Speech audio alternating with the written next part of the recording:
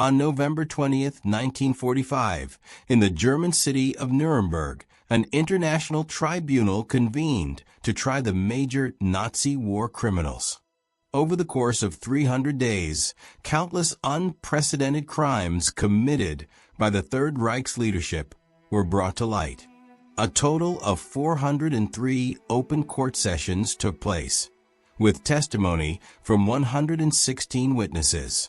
In 11 months, the trial used up 200 metric tons of paper and 27,000 meters of audio tape, produced over 50 million pages of printed material, and made more than 30,000 photocopies of documents.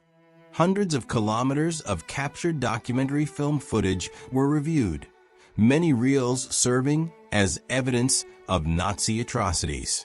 On the basis of this tremendous effort, between September 30th and October 1st, 1946, the tribunal pronounced its verdicts. 7 defendants, Rudolf S., Walter Funk, Erich Ritter, Baldur von Schirach, Albert Speer, Konstantin von Neurath, and Karl Donitz, were sentenced to various prison terms. 12 others were sentenced to death: Joachim von Ribbentrop, Wilhelm Keitel, Ernst Kaltenbrunner, Alfred Rosenberg, Hans Frank, Wilhelm Frick, Julius Streicher, Fritz Sockel, Alfred Jodl, Arthur Seisencourt, and Hermann Göring.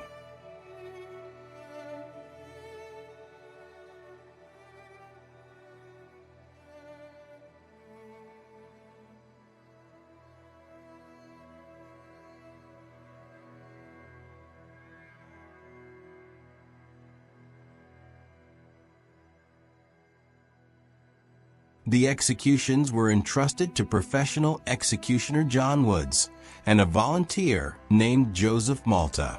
The condemned were awakened at midnight, and in the presence of a chaplain, the prison warden Colonel Andrews read the sentences to each before the execution began. 3 gallows were constructed, but only 2 were used. While one prisoner was being hanged, another body was being removed. Under armed escort, each Nazi ascended 13 steps to the scaffold with hands bound behind the back. The executioner placed a hood over the prisoner's head and then fitted his famous noose tied with 13 knots. A prayer was read by the chaplain, and the criminal was given a chance to say final words. 42 people, chaplains, military personnel, doctors, and journalists, witnessed the hangings. After the condemned dropped through the trap, the pit below was concealed from view on one side by dark curtains and on the other 3 sides by wood paneling, so that no one could observe their final agonies. Following the main proceedings, the work of the Nuremberg Tribunal continued, leading to further executions on June 7, 1951. After war broke out with the USSR in June 1941, Paul Blobel was appointed commander of Sonderkommando for A within Einsatzgruppe C, which operated behind Army Group South. By January 1942, his unit had killed 60,000 people, including 30,000 Jews in Babi Yar near Kiev. After the war, Wilhelm Paul Blobel stood before a military tribunal in Nuremberg and was sentenced to death.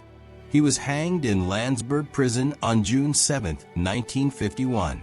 His final words were, "It was faith and discipline that brought me here to the gallows." Rudolf Werner Braun attained the rank of Obersturmbannführer while serving in the SS. In October 1941, Braun became commander of Sonderkommando 115, part of Einsatzgruppe D, which operated in Crimea. Under his command, there was a mass killing in Simferopol. From December 11th to 13th, at an anti-tank trench on the 10th kilometer of the Feodosia Highway, the Einsatzkommando shot 14,300 Jews and 1,500 local Crimean residents. In May 1941, Braun was transferred to serve as head of the Gestapo, first in Halle, then in Oslo. At the Nuremberg trial dealing with the Einsatzgruppen, Rudolf Werner was found guilty of war crimes and sentenced to death by hanging, which was carried out on June 7, 1951. Ernst Friedrich Christoph Fritz Sauckel served as Commissioner for Labor under the four-year plan from 1942 to 1945. He was Gauleiter of Thuringia and an SS Obergruppenführer. He was one of the principal figures responsible for organizing forced labor in Nazi Germany. Sauckel was sentenced to death for crimes against humanity, primarily for the deportation of foreign workers. He was the only one of the convicted individuals who continued to assert his innocence right up until his death. His final words were, "I respect the American officers and soldiers, but not American justice." Fritz Sauckel was hanged on June 7, 1951. Arthur Seyss-Inquart served as acting Federal Chancellor of Austria in 1938. After the occupation of Poland and the establishment of the general government, he became Deputy Governor General. Seyss-Inquart was also deemed responsible for creating Jewish ghettos and enforcing extreme measures against Polish resistance. From 1940 to 1945, he was the Reich Commissioner for the Netherlands. On May 4, 1945, German forces in the Netherlands surrendered, and Seyss-Inquart was captured by Canadian troops. In his final statement, Seyss-Inquart spoke eloquently. "I hope this execution is the final act of the tragedy of World War II." He was hanged on October 16, 1946. Alfred Joseph Ferdinand Jodl was a German military leader and chief of the operations staff of the Supreme Command of the Wehrmacht.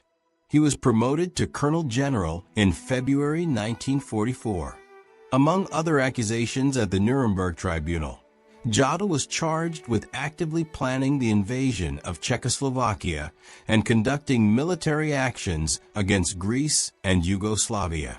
His signature appeared on the Barbarossa Plan. He also issued the order on October 28, 1944, to evacuate all residents of northern Norway and burn their homes so they could not assist Soviet forces. Right before his execution, Jodl gave a brief appeal, "I salute you, Germany."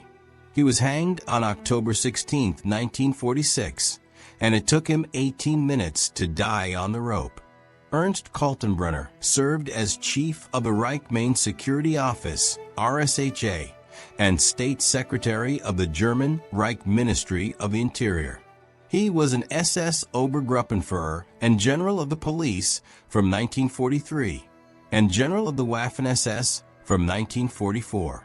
At the end of World War II, Kaltenbrunner was arrested by American forces in Austria and faced the International Military Tribunal in Nuremberg, which sentenced him to death for numerous crimes against civilians and prisoners of war. On October 16, 1946, Ernst Kaltenbrunner departed this world after wishing Germany Glück auf, a traditional miner's phrase for safely returning from underground. Wilhelm Bodwin Johann Gustav Keitel was the chief of the Supreme Command of the Wehrmacht, OKW, holding the rank of Field Marshal from 1940. He signed the Act of Germany's surrender, which signified the complete and unconditional defeat of the Reich in World War II in Europe. Before that, he had signed very different kinds of orders. Keitel signed the directive on implementing military jurisdiction in the Barbarossa area on May 13, 1941, and the Commissar Order on June 6, 1941, mandating the immediate execution of captured political commissars and Jews. On September 16, 1941, he signed an order authorizing the shooting of hostages in the East. For every German soldier killed, 50 to 100 communists were to be shot. On December 16, 1942, he issued the Directive on Combating Partisans, which exempted German soldiers from any criminal liability for killing or abusing partisans. the troops were granted unlimited means of waging war against partisans, including women and children. Keitel was also charged with granting Himmler the authority to carry out ethnic cleansing in occupied Soviet territory, and with issuing an order to execute captured airmen from the Normandy Regiment on the spot, recognizing them only as POWs in name. At the Nuremberg Tribunal, Wilhelm Keitel was deemed one of the principal Nazi war criminals. Before his execution, recalling the soldiers he had commanded, Keitel declared, "Over 2 million German soldiers have died for their homeland before me. I follow my sons in the name of Germany." Keitel's own death on the gallows took 24 minutes on October 16, 1946. Erich Naumann, after Germany's invasion of the Soviet Union, served on the staff of Einsatzgruppe B until October 1941, first in Minsk, then in Smolensk. From November 16, 1941 to March 1, 1943, Naumann commanded Einsatzgruppe B, operating behind Army Group Center. In March 1942, during mass shootings of Jews and Roma, his unit killed 3,500 people. In December 1942, Naumann reported to Berlin that 134,298 individuals had been liquidated. From March until early September 1943, he was the Inspector of Police and Security, SD, for the 2nd Military District in Stettin. From September 1943 to May 1944, Naumann served as the head of Police and Security, SD, in the occupied Netherlands and as the personal representative of the local Reich Commissioner. In May 1945, he was arrested by the Americans in Bavaria, but was soon released after giving a false identity as Rudolf Bergen. He worked in agriculture until April 1947, when he was identified and arrested again. Naumann was among the defendants in the Einsatzgruppen trial, where on April 10, 1948, he was sentenced to death by hanging. On June 7, 1951, the sentence was carried out at Landsberg prison. Otto Ohlendorf was an SS Gruppenführer, a lieutenant general of police, head of the 3rd Directorate of the Reich Main Security Office, and commander of Einsatzgruppe D. In June 1941, Heydrich appointed Ohlendorf to command Einsatzgruppe D, which followed the 11th Army of the Wehrmacht and operated in southern Ukraine, Bessarabia, Crimea, and the Caucasus. Their task was the deliberate extermination of Jews, Roma, and Communists. Ohlendorf's unit, in particular, was responsible for the mass killing in Simferopol on December 13, 1941, where 14,300 people, the majority of them Jews, were murdered. Ohlendorf disliked the practice of shooting victims in the back of the head. Instead, he preferred lining them up and firing from a distance, supposedly to ease the personal responsibility of individual shooters. Typically, 3 shooters were assigned per victim. After World War II, Otto Ohlendorf was arrested and hanged on June 7, 1951. That same day, Oswald Pohl was also hanged. Pohl had overseen the sorting and accounting of valuables taken from concentration camp prisoners and was a key figure in the Third Reich's economic machinery. Oswald Ludwig Pohl, an SS Obergruppenführer and general of the Waffen-SS, headed the SS Main Economic and Administrative Office, the SSWVHA, from February 1, 1942 until May 8, 1945. On June 8, 1939, Pohl became the head of the SS Main Administrative and Economic Office, as well as head of the Finance and Construction Department within the Ministry of the Interior. After the merger of these 2 agencies on February 1, 1942, he was appointed head of the SS Main Economic and Administrative Office. His primary responsibility was managing the system of concentration camps, and sending the confiscated valuables of prisoners to the Reichsbank. After the war, Pohl fled under a false identity, but was arrested by British forces on May 27, 1946. He was sentenced to death and hanged in Landsberg prison on June 7, 1951. Ulrich Friedrich Willy Joachim von Ribbentrop was Germany's foreign minister and Adolf Hitler's advisor on foreign policy. On August 23, 1939, Ribbentrop arrived in Moscow and was received by Stalin. Together with the Soviet People's Commissar for Foreign Affairs, Vyacheslav Molotov, he signed a 10-year non-aggression treaty between Germany and the USSR, known as the Molotov-Ribbentrop Pact. On June 14, 1945, Ribbentrop was arrested by American forces in Hamburg and then handed over to the International Military Tribunal in Nuremberg. As a result of the tribunal's ruling, in the early hours of October 16, 1946, 10 prominent Nazi criminals were hanged. One of them was Joachim von Ribbentrop. His final statement before execution was, "My last wish is that Germany regain its unity and that understanding between East and West bring peace on earth." Ribbentrop's death on the rope lasted 10 minutes. Alfred Ernst Rosenberg was one of the most influential members and ideologists of the National Socialist German Workers' Party, NSDAP. In January 1918, Rosenberg graduated from the Moscow Higher Technical School with a first-class degree in engineering and architecture. At the end of 1918, he moved to Munich and began working as a writer. He soon met Hitler and joined the NSDAP in 1920. Rosenberg was among those who significantly influenced Hitler's outlook. It was Rosenberg, in particular, who introduced Hitler to the so-called Protocols of the Elders of Zion.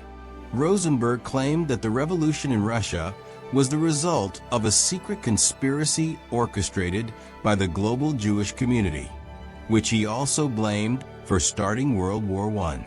During the Nuremberg Trials, Rosenberg boasted of his knowledge of Russian and even corrected the interpreter's translations. But none of that saved him from the death sentence. The former head of the Foreign Policy Office, Alfred Rosenberg, was the only one of the 10 condemned at Nuremberg who refused to make a final statement on the gallows on October 16, 1946. Hans Michael Frank was Governor General of occupied Poland from 1940 to 1945. He was one of the main organizers of the large-scale terror campaign against the Polish and Jewish populations. In 1926, Hans received a law degree and worked as a lawyer for the NSDAP, representing Hitler in 150 legal cases.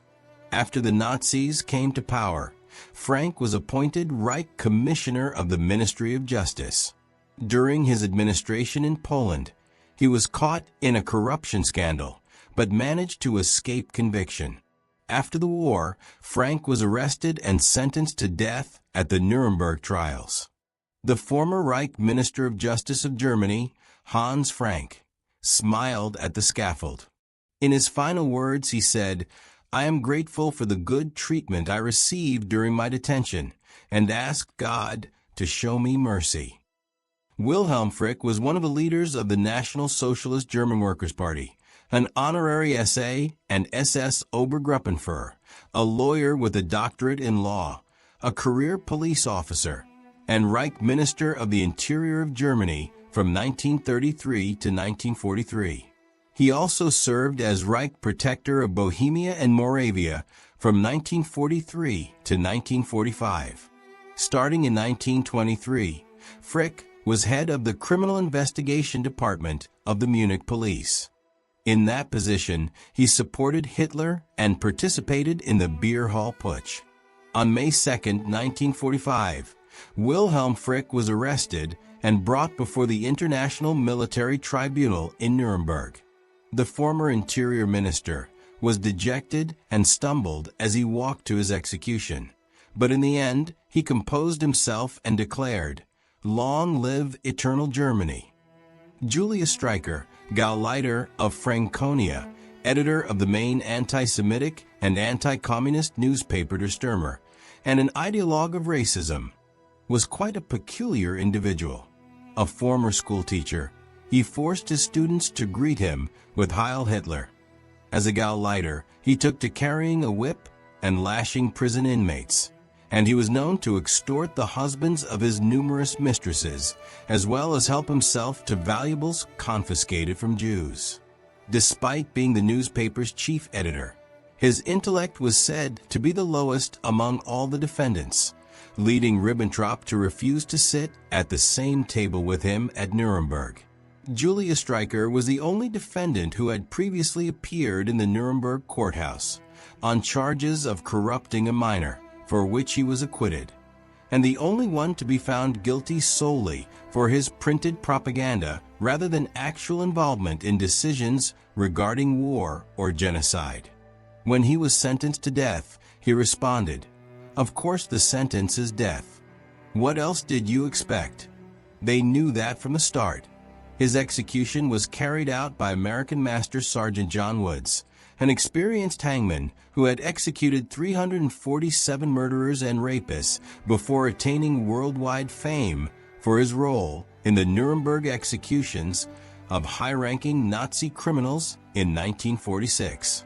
He had a great deal of work to do there. Woods had to drag Julius Streicher to the gallows by force. Streicher had lost control of his bodily functions and desperately resisted being put to death.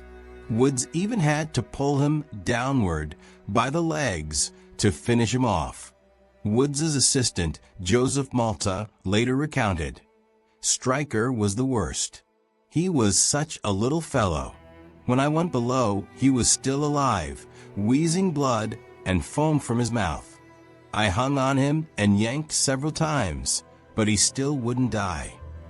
The bodies of the hanged man and the hangman twisted together like two bell ringers.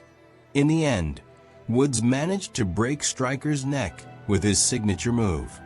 They said John Woods was merciful in his own way. As soon as the support dropped out from under the condemned, he would grab onto their limbs to increase the weight on the rope, helping break their necks quickly to shorten their suffering. Woods died in 1950 from an electric shock, by some accounts while repairing wiring in his home, by others while testing an electric chair he allegedly planned to use instead of the gallows. Supposedly, Woods sat in the chair and jokingly asked his assistant to flip the switch, and the assistant took him at his word. Thanks to the two-gallows system, Woods's experience, and the use of disposable ropes and hoods, the entire execution process took only 103 minutes.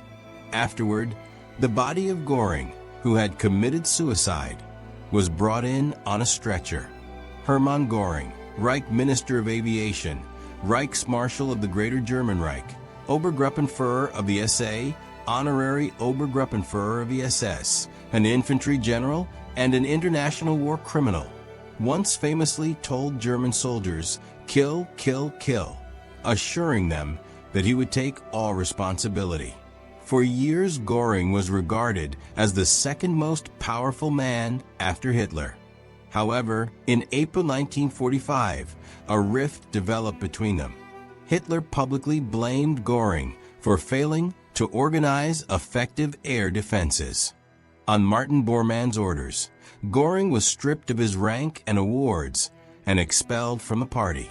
On May 8, 1945, Hermann Göring voluntarily surrendered with his wife and daughter to the U.S. Army.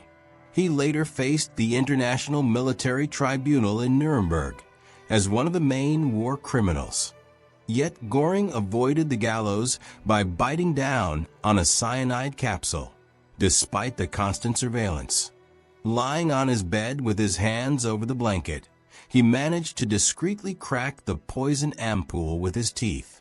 By the time the guards rushed in, Göring was already dead, one eye open, the other shut tight.